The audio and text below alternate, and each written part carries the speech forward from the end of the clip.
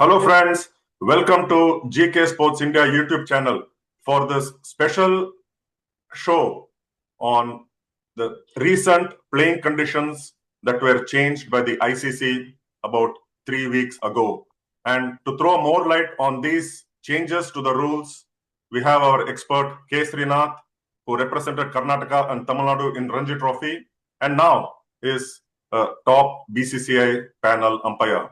Without taking much of your time, let's go straight to welcoming K. Srinath and let him do the needful reading out the playing conditions that were changed recently and throw more light for the better understanding for all of us.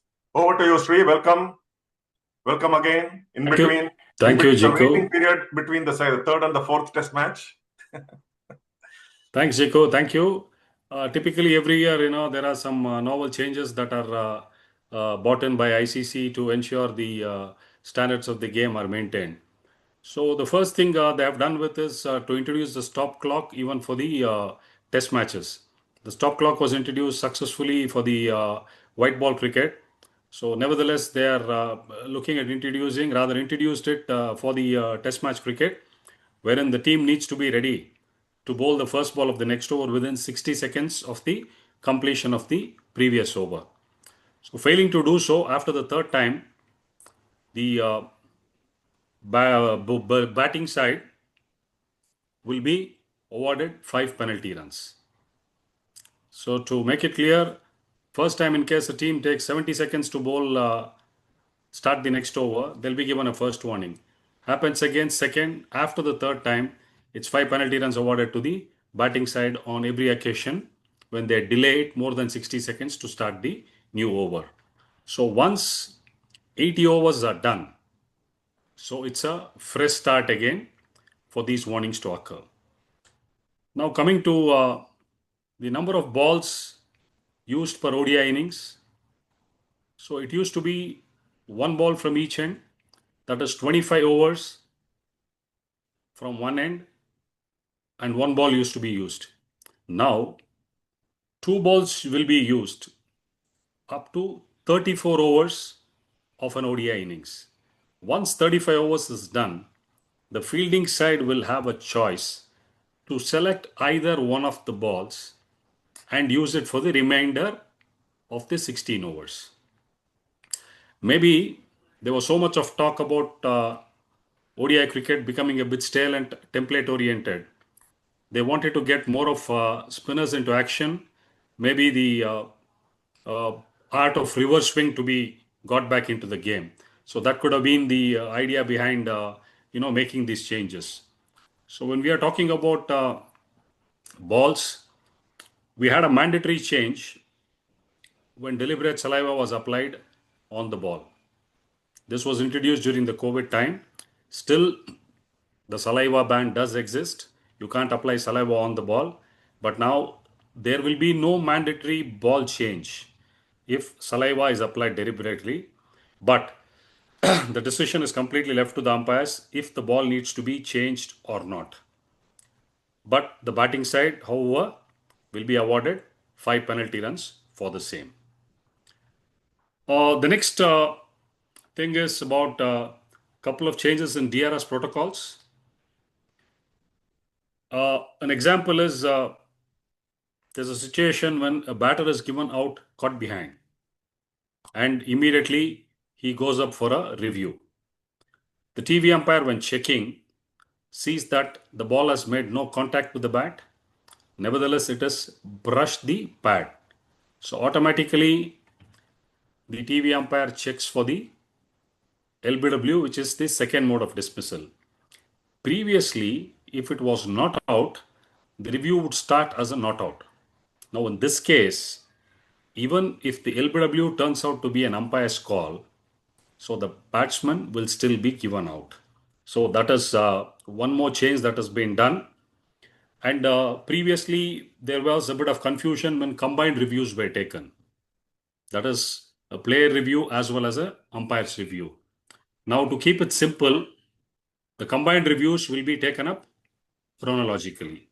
So what occurs first will be taken up. If there is no decision made on that, So the next review will be taken in. So that's the next thing. And we come to deliberate short runs. The adding to the previous law, just not about awarding 5 penalty runs to the batting side, the fielding team will also choose which of the batter will take strike for the next delivery. Previously, it used to be the striker who would decide to take the strike. Now it's changed to the fielding side deciding to see which batter will take strike. Again, on the DRS protocol, the wicket zone now will be the actual outline of the stumps and bails, unlike the previous, area that was taken for the DRS. Now, coming to concussion protocols, there are two changes. Teams will now be required to nominate their designated concussion replacements for the match. The curbs the advantage previously held by the home team, who typically had been able to choose from a larger pool of potential players. So, a player diagnosed with a concussion during a match must observe a minimum of 7 days before returning to play. So, this change has been recommended by the ICC Medical Committee to support players' safety and well being. Because what has typically been happening is when the nomination lists have been given out, now it's going to be 11 plus 5, and all the 5 players should be of different category. It has to be a wicket keeper, an all-rounder, a fast bowler, and a batter. So when it comes to concussion, it has to be a like-to-like replacement. And one more change to the boundary catches. A fielder, after making their first contact with the ball, subsequently leaves the field of play, can only make contact with the ball once more while airborne beyond the boundary. So what we talk about this, buggy jumping outside twice, thrice, parrying the ball from outside is not on. So if the fielder makes contact with the ball outside, airborne, it is only once. And if he has to get back and take the catch has to be well within the field of play. So we've covered almost most of it. And there's a white ball trial in ODI and T20 cricket that has been introduced. So typically it was those two 17-inch wide guidelines on both sides. This is basically coming for the wide on the leg side. Now previously the law said if the ball passes the striker's leg stump, the ball can pitch on the off stump or middle stump or leg stump, passes the leg stump, it would be called a wide. So the discussion was, it was unfair and the bowlers were undone with it. Now, as a part of this change, the 1 feet mark from the middle stump is made dominantly, and the batter's feet position is what is taken into account. Now, if the ball passes within that 1 feet guideline, it is not going to be a wide. Or even if the batter has moved away a bit, that is his original position that is going to be considered. So here what would happen is the bowlers are given that much bit leeway so that the wides are not so stringently called down the leg side. The last one is, the BCCI has, or the ICC has written to all the home boards on an experimental basis. Now, there is a replacement for a player who's concussed. So, what is concussion? An injury that occurs to a player neck and above till the head. Now, many a times, viewers would be aware there cannot be a change in nomination once the toss is done. It can only happen with the consent of the opposition captain. Now, an example is on day one, we see a fielder, being struck very badly on his knee or on his hand, and he's been taken for an X-ray and he's ruled out for the next 2 or 3 weeks. He can't play cricket. So the team straight away loses out on a player and they are down to 10. So what ICC is recommended and told the respective home boards to experiment in domestic cricket is provide a like-to-like substitute for a player where there is a visible external injury and that player cannot take further part in that particular game. So this is an interesting one because we've had instances wherein, especially in India, midway through a domestic game, a player is picked up to play for India. So he has to immediately, leave the game and go and do the honors of playing for India. So many a times the opposition captain would, say that no, we are not going to allow a replacement for him. So all these things can be avoided, and these are the changes that have come in, which is effect from July 1st. Basically, the stop clock. We can further discuss on this going forward, Jiku. Dwindling over rates. So, what's your take on what is happening with the over rates in the recent past with Test match cricket? Oh, fantastic, Sri. Nice to good. Some of them are very interesting changes, much required. This particular series, the Anderson Tendulkar Trophy, we have not seen a single day having its full quota of 90 overs. At the most, we have seen 85 overs per day, and sometimes it has been in the early 80s.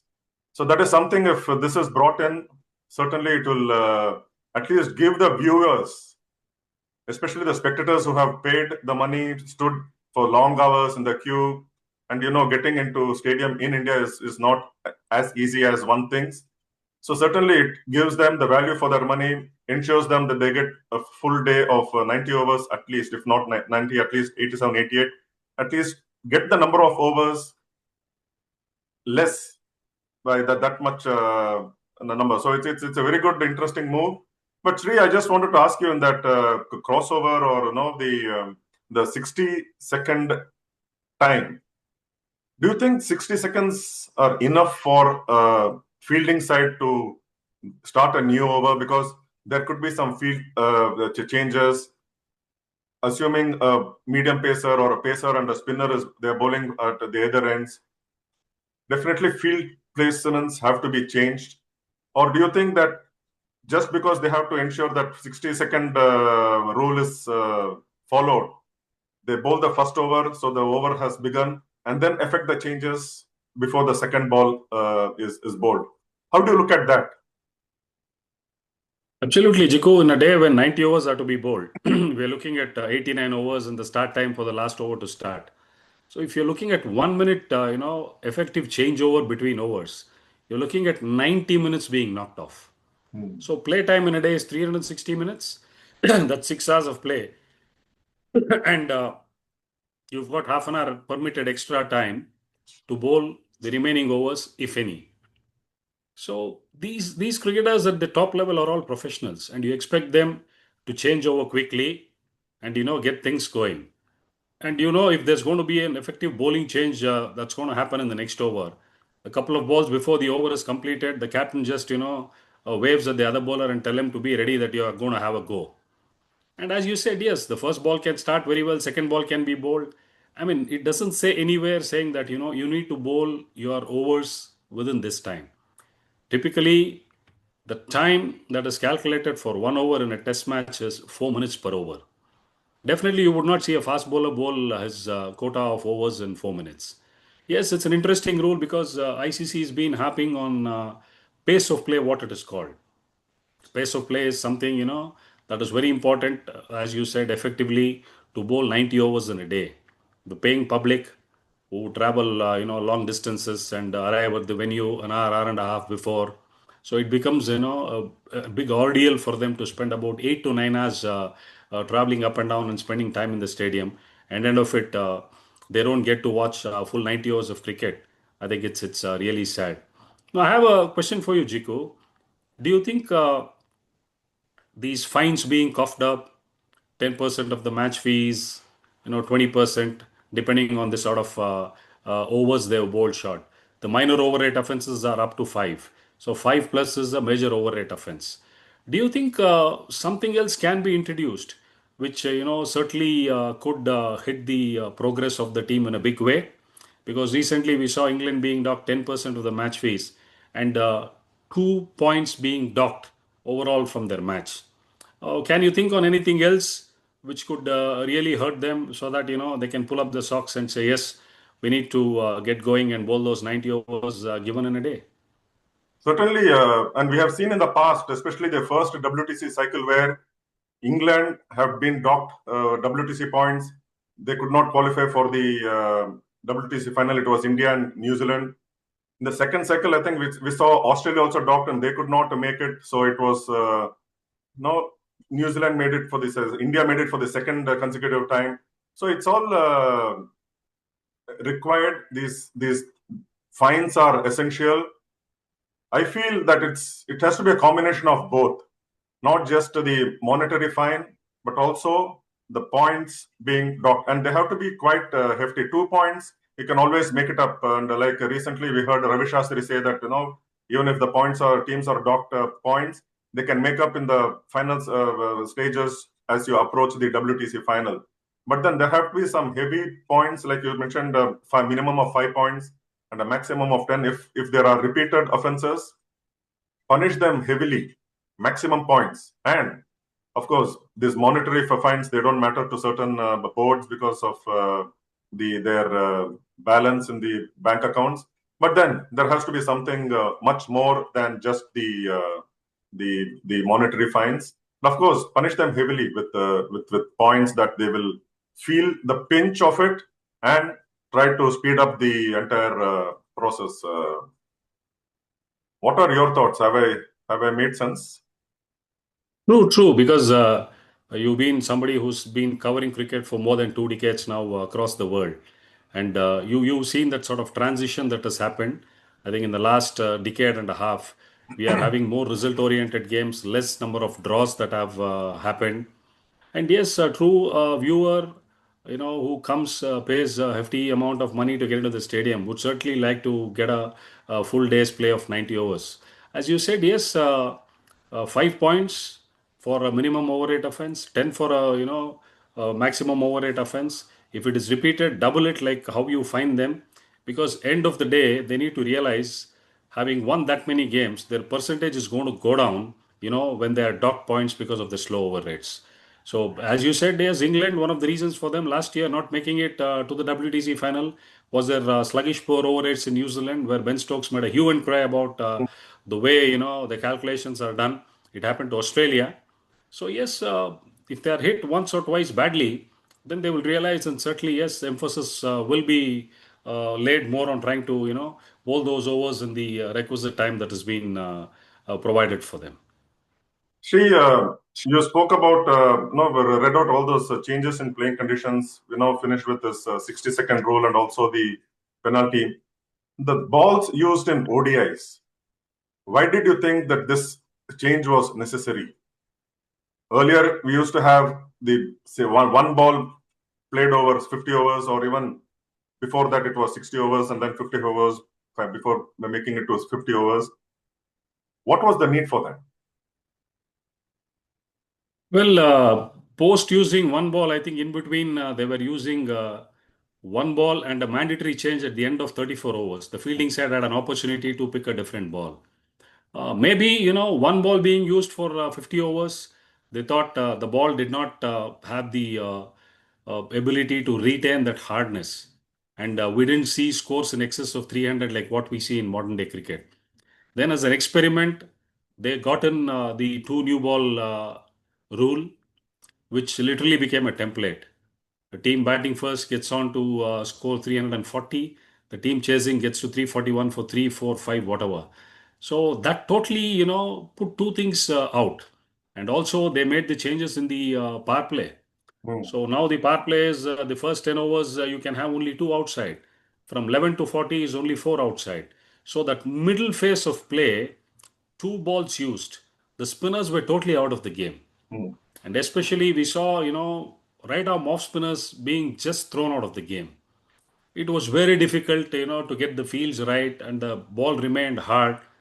Then it was five fielders outside the 30-yard circle from 41 to 50. Lot was debated, and it was spoken saying that it's going to be only between T20 and Test match cricket. And, 50-over cricket became obsolete and it was dying. But given it a thought, now allowing to use one ball after 34 overs, I think two things I believe can happen. One is bring the spinners back into the game. because they're going to relatively use, depending on what sort of combination a team has. Or it could be, pick a ball that is slightly scuffed up, which could bring the faster bowlers into picture. We can again, see the art of reverse swing being brought back into the game. So that could make the contest between bat and ball that much more even. That's what I feel. So it's only time, because a lot of rules that are framed are brought on an experimental basis. If it sustains, yes, well and good for the game. Otherwise, maybe after a couple of years or 3 years, they would again try to look at, you know, rather than reinventing the wheel, try to tinker around again with subtle changes that could keep the 50-over game alive. So as of now, we see a ball being used for 25 overs. Now we are going to see one particular ball being used for 33 overs, which is just going to be about 8 overs more than the previous one. So that's hardly anything, isn't it? With just like what No, can those things Jiko, happen? correction. Two balls will be used, one from each end, up to 34 overs. Correct. So I meant one ball, 17 overs. So second ball, again 17 overs. And one of the two which the fielding side can choose. So 17 plus the Yes, remaining 16 is 33. So that's how I came to 30. yes, So this exactly. extra 8 overs that you think that can really do the trick to the for the bowling side. You just mentioned I about mean, the reverse swing coming into picture. The spinners also getting more purchase. Are they good enough? I Those mean, extra 8 overs. yeah, it could be depending on what sort of grounds you play in, what sort of surfaces you play in. So obviously, teams will become smarter. They might start, maintaining a ball from one particular end and leave the ball alone from the second end, and decide, the way the game is panning out, pick one of them. I think it's an experiment they have just bought in. I mean, over a period of time during this year, we will get to know whether it's been of use or not. But certainly, I feel move in the right direction. But as I said, only time will tell, and how teams adapt to this and how they make use of it is what is more important. And before moving to other changes, I just want to go back to the over rates. Firstly, how are the over rates calculated?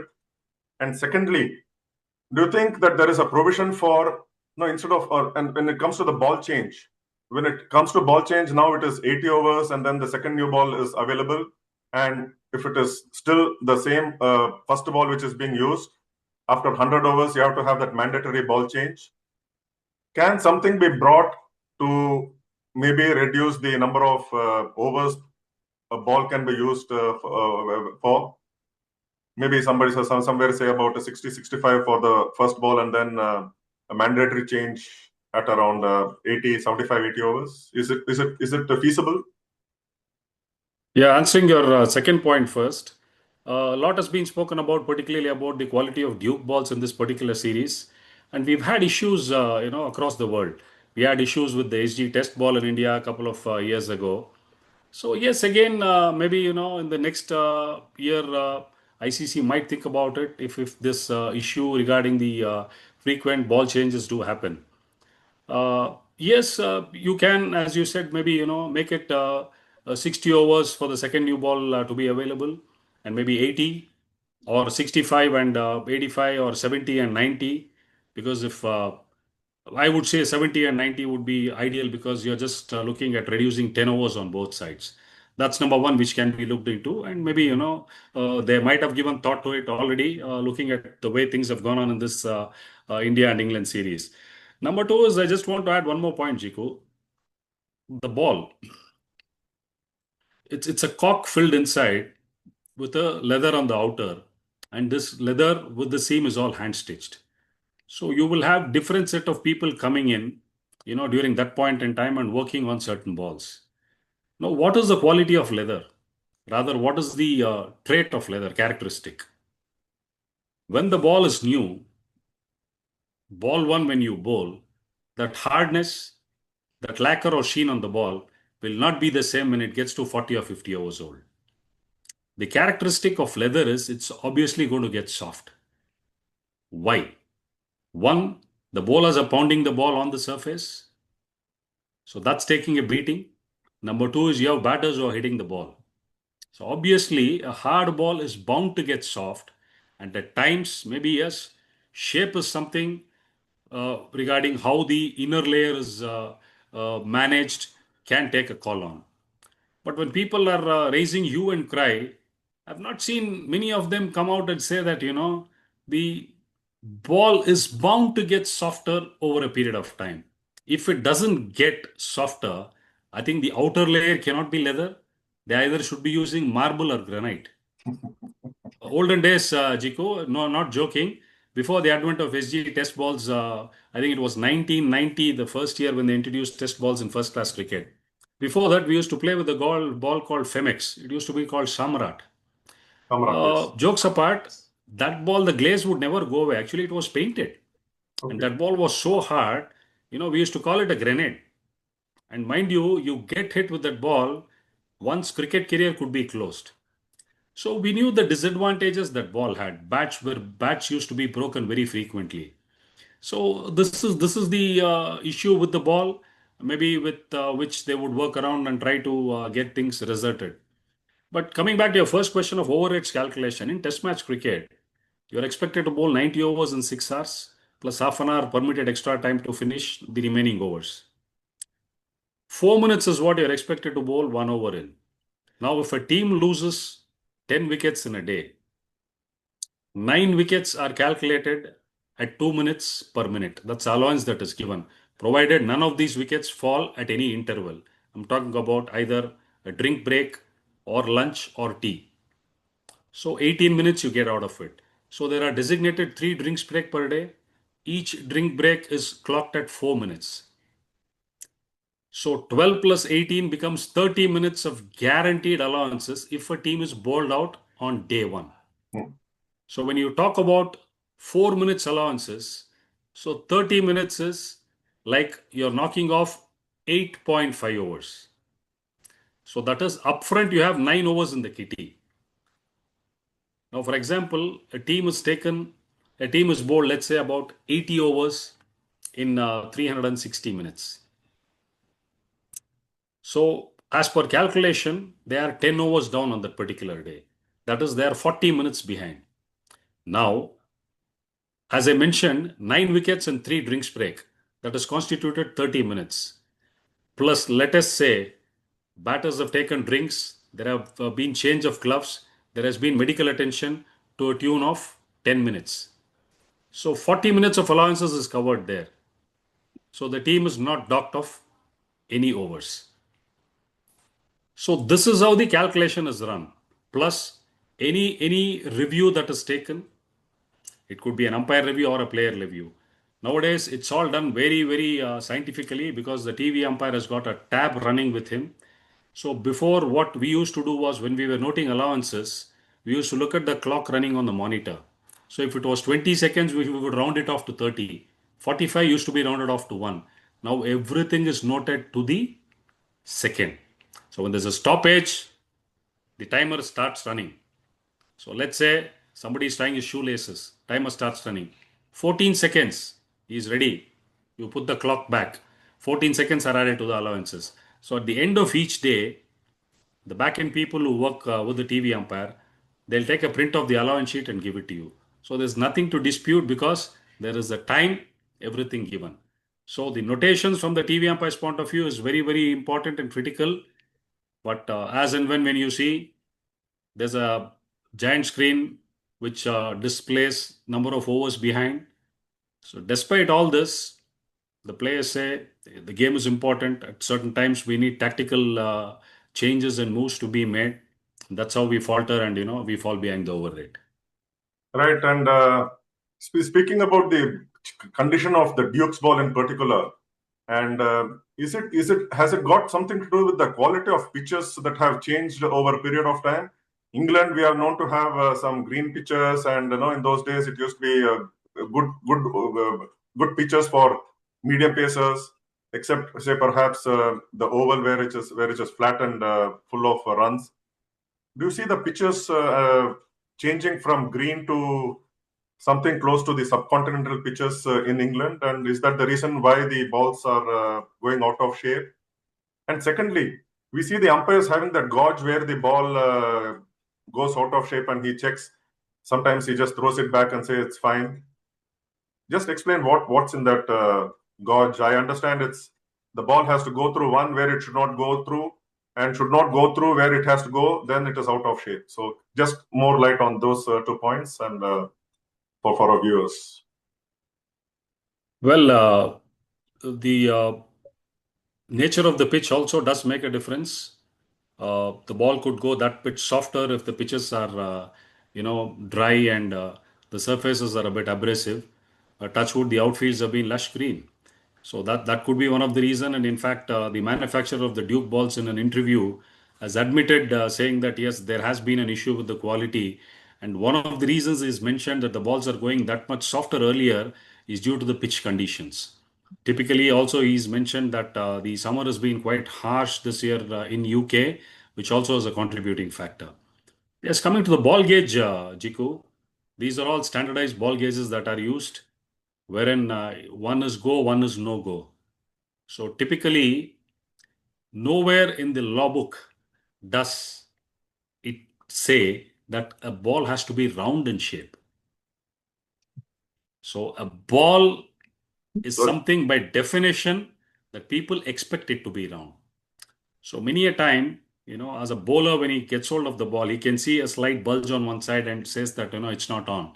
But when you put it through the gauge, when it goes in, that's the standard that all the umpires follow. Now, in fact, I have faced this issue many a times in domestic cricket, especially when the fielding side is not getting wickets. You typically see the captain come and say, "Can you just have a look at the ball?" Basically, we are not able to get wickets. The other bowler says, "No, I'm not able to get shine on the ball." So these are not the problems I look at. So I've got a gauge with me. It goes in. There you go. Oh, my thought is like, you have pre-unsuccessful reviews for 80 overs. After that, the reviews are reinstated. Why don't you give the option Hmm. of a ball change, 3 times, let's say in 80 overs? Okay. If let's say the bowling side is not happy with the ball and the umpire decides to change the ball, there is an array that we call the library of balls. And obviously, the bowler is not going to pick a new ball which is 30, 40 overs old. So they might go in for something similar, whatever. Maybe if that option is given and on a trial basis done, can the players be satisfied with that? Is the question. Once again, post 80, reinstate the same thing and give them the other thing. And we also heard this being echoed by some current cricketers because the umpires have been under the scanner and radar, and they've been criticized to a large extent, especially handling players, the way they've been allowed to have drinks, change gloves, and the frequent change in balls which have been D-shaped. And end of it, they were found that many of the balls that were changed apparently were not in shape and they didn't go through the gauge. So many things had come up. So it's a tough job, but nevertheless, when two high-profile teams are going hard at each other, there will be needle, and certainly the umpires also will be under pressure. Hopefully, in the forthcoming Test match, which is round the corner at Manchester, Dukes can definitely provide that sort of library balls, especially because how these library balls are made up is they are picked up, from home counties. The home board is supposed to provide the balls, so they have an array of balls. Maybe over number 1 to 5, couple of balls, 5 to 15, a few balls, then 15 to 25, 30 to 40, 50 to 60. So typically, putting all this together, minimum your requirement is 12 balls. You need to have a library of 12. But when the four reserve umpire got out those balls in lots, I saw they had more than 20, 25. Hmm. Despite having such an array of balls, they were not able to get the right selection Right. because there's nothing written on the ball saying this is 25 hours old or 10 hours old. By the look of it, it's a like to like you give. Maybe a ball which has got more shine on it could be a much older ball than what you're picking because that ball was well maintained. The flip side, a newer ball which was not really maintained well is being replaced for a ball which is 40 overs old would be that much harder. So it's very Correct. difficult to fathom and realize that this is the right thing to give. But certainly the talk will go on. And it's up to the manufacturer now to try and work out a permutation combination to get the right thing in. And hopefully we will not have discussions or issues with balls in the forthcoming test match. Certainly hoping that things go well for, and the bowlers are satisfied with the kind of balls they get in the remaining 2 test matches. The next of which starts on July 23rd at Old Trafford, Manchester. Sri and I will be back previewing the test match a day before the test begins. So until then, thank you, Sri, for these wonderful insights into how the rule changes have been brought into. And there are lots to discuss more on this, but then we are running.